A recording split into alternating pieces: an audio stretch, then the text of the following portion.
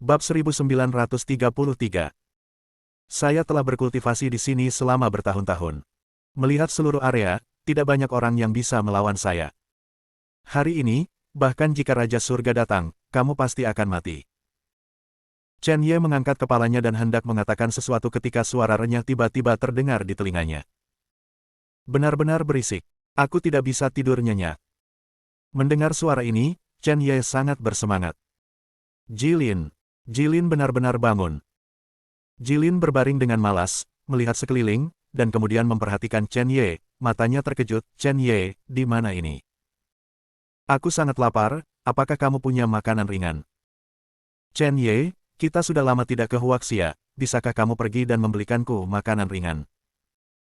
Saya ingin keripik kentang lai, saya ingin marshmallow, saya ingin kaki ayam acar. Saya ingin banyak, saya telah menyembunyikan beberapa cincin penyimpanan, kapan kita akan mengemasnya? Apakah aku tidur untuk waktu yang lama? Aku benar-benar lapar.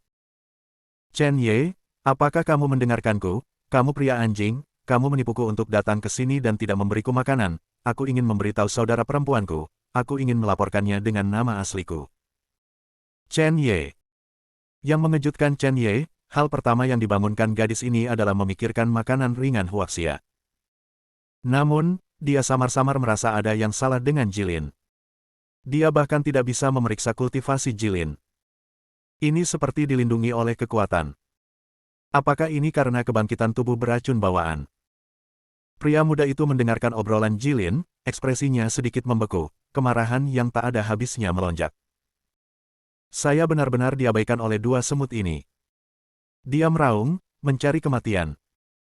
Kalau begitu, aku secara pribadi akan mengirimmu dan gadis bau itu ke neraka. Detik berikutnya, pemuda itu mencekik jari-jarinya, dan serangkaian cahaya yang kuat mengalir di sekelilingnya. Sama seperti Chen Ye ingin melindungi Jilin, Jilin melepaskan diri dari Chen Ye dan berjalan menuju pemuda itu selangkah demi selangkah. Mulutnya cemberut, dan matanya yang besar dipenuhi dengan rasa tidak senang. Jilin sangat marah, konsekuensinya sangat serius. Ketika dia berada 5 meter dari pemuda itu, Jilin berhenti. Siapa yang kamu panggil gadis bau? Pria muda itu terkejut, dan dia menemukan bahwa riak yang mengalir di sekitar gadis ini agak aneh. Anda bahkan dapat masuk ke formasi sesuka hati. Tapi dia tidak terlalu banyak berpikir, mencibir, kamu gadis bau, aku. Suara itu berhenti tiba-tiba. Saya melihat Jilin memaksa keluar setetes darah. Begitu esensi darah keluar, aura dalam radius 10 mil sangat dingin. Niat membunuh yang tak terlihat menyelimuti segalanya. Selain itu, semua formasi di sekitarnya hancur secara langsung. Sangat aneh. Kamu adalah gadis bau, seluruh keluargamu adalah gadis bau. Aku punya banyak darah, aku akan memberimu setetes. Gulungan. Ditemani oleh suara Jilin, esensi darah melayang ke udara. Kekuatan esensi darah sangat menakutkan. Pada saat esensi darah memasuki formasi, seluruh formasi tiba-tiba berubah. Formasi itu berdengung, dan tirai cahaya putih yang semula menjadi gelap tidak normal. Pola hitam mengembun di tirai tipis, dan Chen Ye bisa melihat bahwa ketika esensi darah Jilin menetes ke dalamnya, seluruh formasi berubah menjadi formasi pembunuh. Napas hitam ini adalah gas beracun dari tubuh beracun bawaan. Gas beracun ini memenuhi seluruh formasi. Awalnya, para pemuda akan menghancurkan formasi, tetapi siapa yang tahu bahwa tiba-tiba, formasi menjadi sangat menakutkan. Itu membuatnya lengah dan menghirup gas beracun. Dia mengira itu hanya gas beracun biasa, tetapi siapa yang tahu bahwa gas beracun itu dengan cepat menyebar ke seluruh tubuhnya. Tidak mungkin, dia hanya bisa menekan sementara gas beracun di dalam tubuhnya, tetapi gas beracun dalam formasi semakin kuat dan kuat.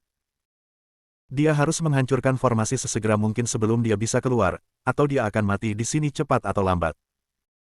Waktu berlalu sedikit demi sedikit, dan Chen Ye sendiri tidak bisa melihat dengan jelas apa yang ada di dalamnya. Semua formasi dipenuhi dengan gas beracun, dan tidak mungkin untuk melihat apa yang ada di dalamnya dengan mata telanjang. Suara ketakutan berlanjut satu demi satu, mengejutkan. Klik. Pada saat ini, formasi rusak, dan Chen Ye menarik Jilin dan membuatnya berdiri di belakangnya. Dia tidak tahu apa yang dilakukan pemuda itu sekarang. Ketika sosok pemuda itu muncul, Chen Ye benar-benar lega.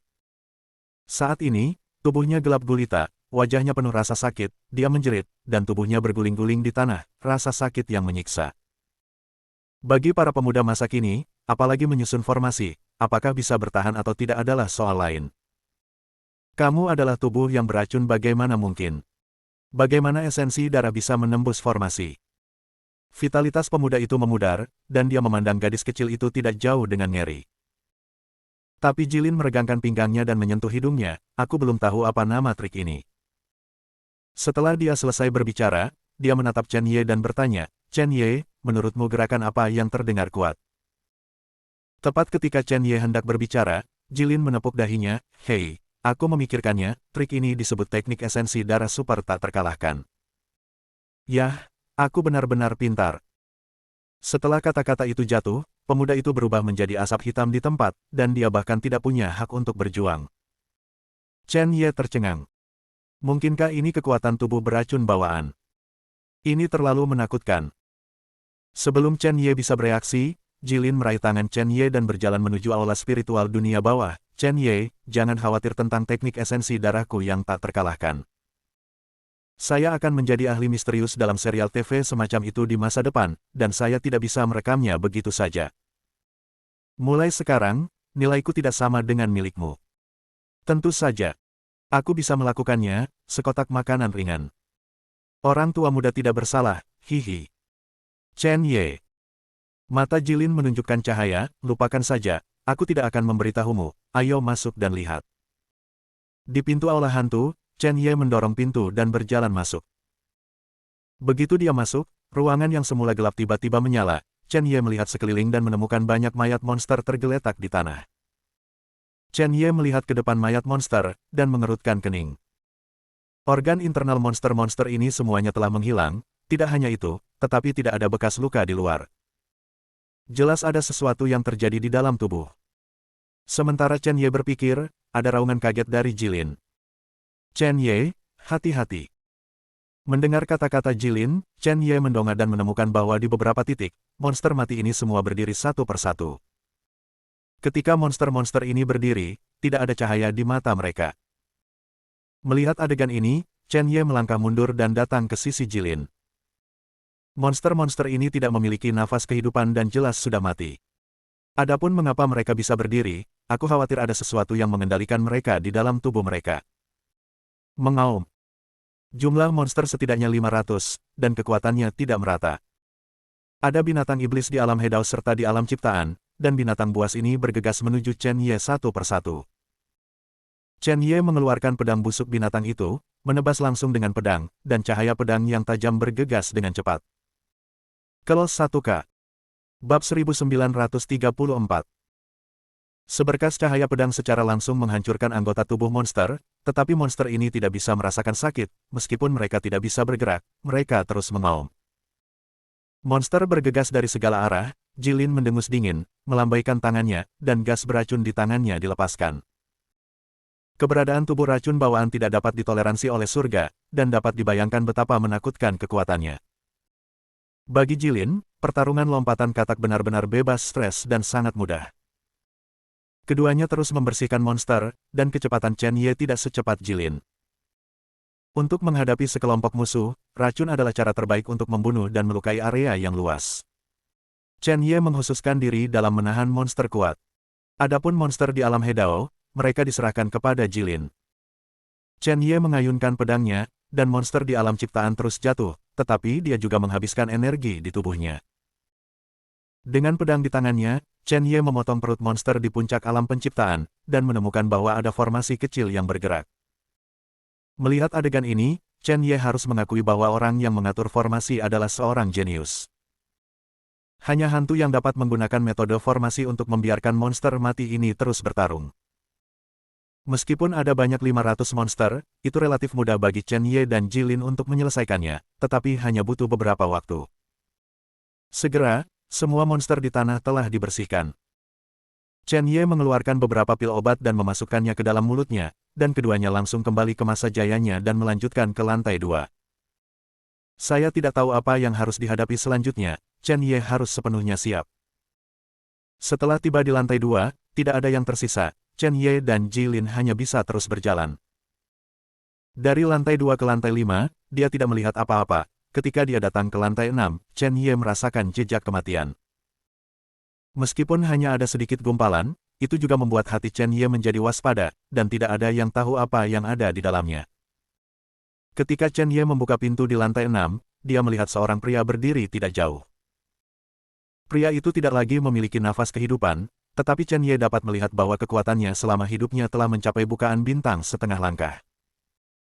Chen Ye meminta Jilin untuk mundur sedikit, meskipun pria ini sudah mati, jika dia menebak dengan benar, pasti ada formasi di dalamnya.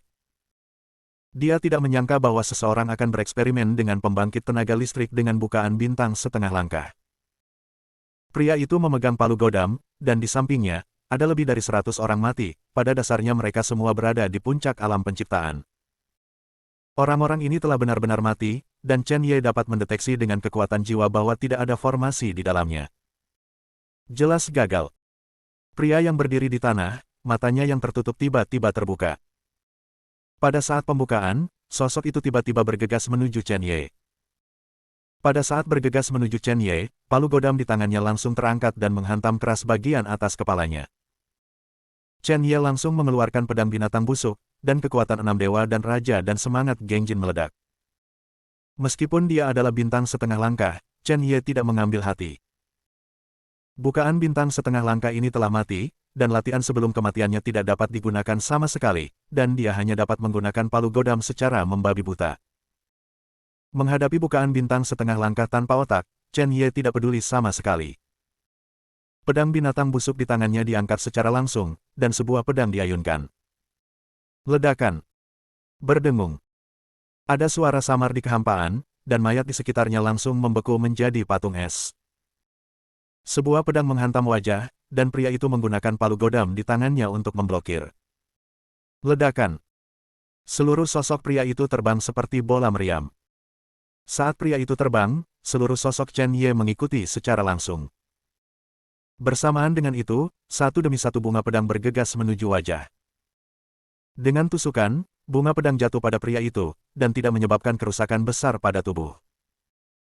Chen Ye mengerutkan kening, dan tidak mengharapkan situasi seperti itu terjadi. Masuk akal bahwa tubuh fisik pria ini tidak dapat lagi membawa pedang Chen Ye, tetapi situasi saat ini benar-benar berbeda. Pertahanan lawan sangat kuat. Meski begitu, Chen Ye tidak terlalu banyak berpikir, mengulurkan jari, dan bergumam di mulutnya, tahun-tahun itu seperti pesawat ulang-alik. Saya sudah lama tidak menggunakan kekuatan hukum, jadi saya baru mengenalnya. Kekuatan hukum waktu meledak, dan sebuah jari tiba-tiba jatuh, seolah-olah jari di hari yang cerah. Itu jatuh pada pria itu, dan ada ledakan tumpul. Tiba-tiba, sosok pria ini menghilang dengan aneh. Di belakang Chen Ye, palu godam bersiul, dan kecepatannya mencapai batas. Dia langsung memutar kepalanya, pedang busuk binatang buas di tangannya memblokirnya, dan percikan terbang. Gulungan. Pada saat ini, sebuah pedang tiba-tiba menebas, dan kemanapun cahaya pedang itu pergi, debu di seluruh tanah beterbangan. Pedang dikirim ke ekstrim, seperti cahaya yang menyilaukan. Zeng zeng zeng. Klik. Palu godam hancur, pedang itu tak terbendung, dan menembus langsung dari perut pembangkit tenaga listrik bukaan bintang setengah langkah ke belakang.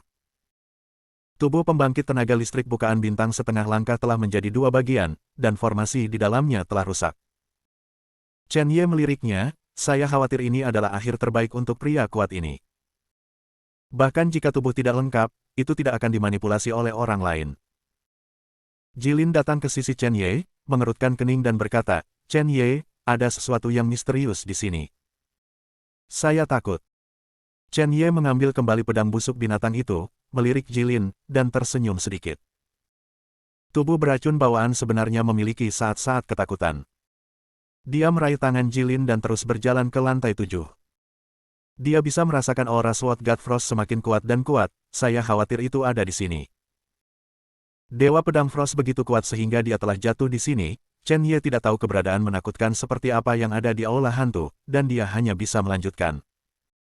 Setelah tiba di lantai 7, Chen Ye membuka pintu kamar dan menemukan seorang lelaki tua duduk di sampingnya.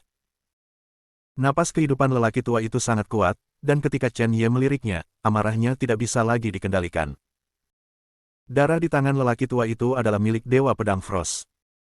Sekarang dia benar-benar menggunakan darah Dewa Pedang Frost untuk menciptakan formasi yang hebat.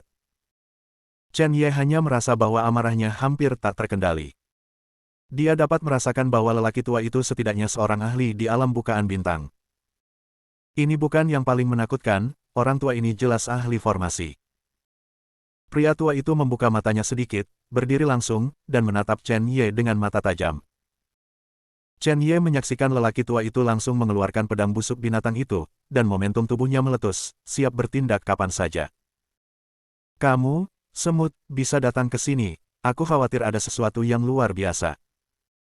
Mata lelaki tua itu bersinar merah, baginya, tubuh manusia adalah harta terbaik untuk mempelajari formasi. Terutama semakin kuat seniman bela diri, semakin mampu membangkitkan minatnya. Jelas Chen Ye cocok dengan poin ini. Pasti ada sesuatu yang luar biasa bagi seorang pejuang dari surga lapisan ketujuh dari alam Hedao untuk dapat mengalahkan boneka Aperture bintang setengah langkah. Ini membuatnya tertarik, dan ingin menjebak Chen Ye dan mempelajarinya.